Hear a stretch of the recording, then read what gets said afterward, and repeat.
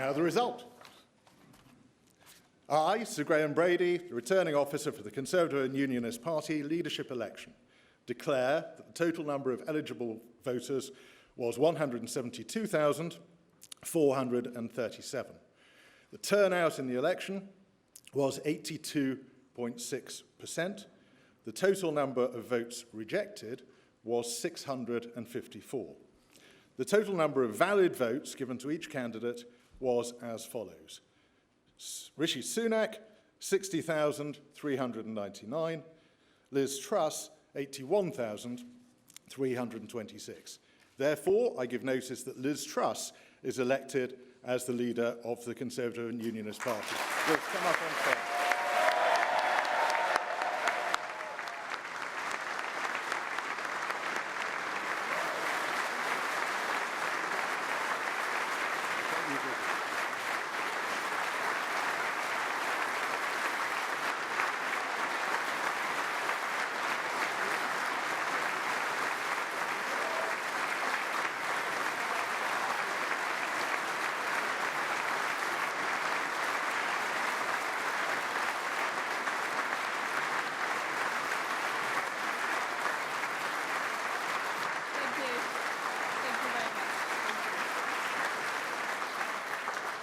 Well, thank you, Sir Graham.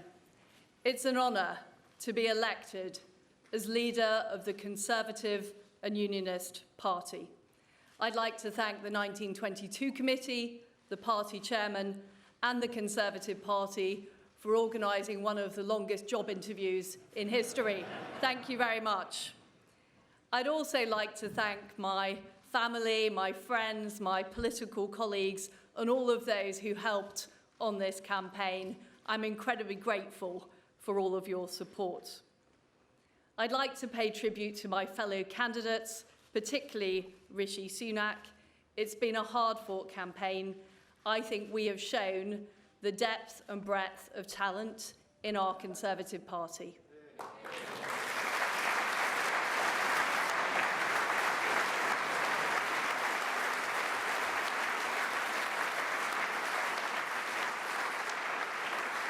And I also want to thank our outgoing leader, my friend, Boris Johnson.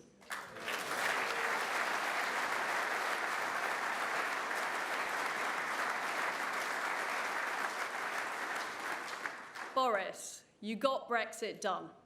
You crushed Jeremy Corbyn. You rolled out the vaccine and you stood up to Vladimir Putin. You were admired from Kiev to Carlisle.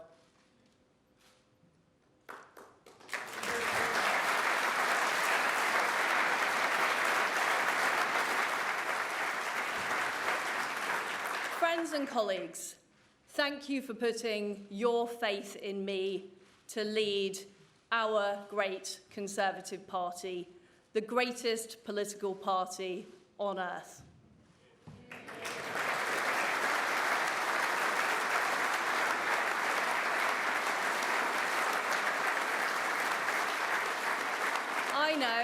I know that our beliefs resonate with the British people. Our beliefs in freedom, in the ability to control your own life, in low taxes, in personal responsibility. And I know that's why people voted for us in such numbers in 2019.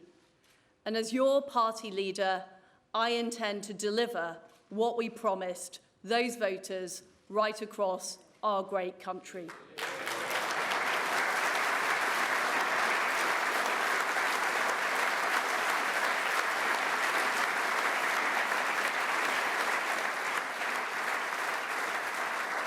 During this leadership campaign, I campaigned as a Conservative and I will govern as a Conservative.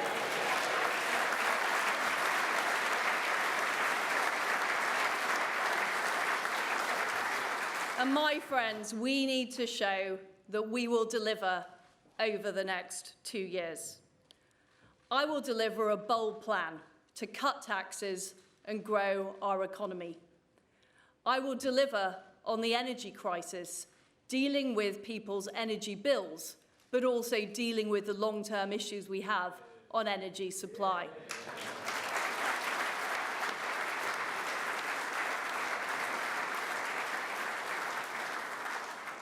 And I will deliver on the National Health Service.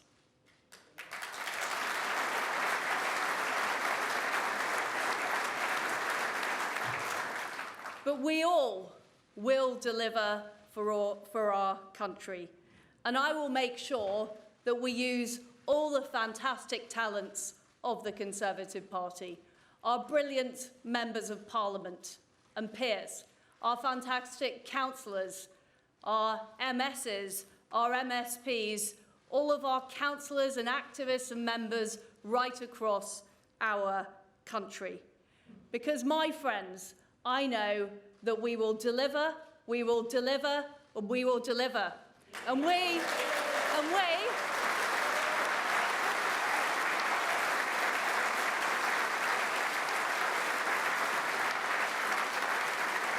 will deliver a great victory for the Conservative Party in 2024. Thank you. Thank you.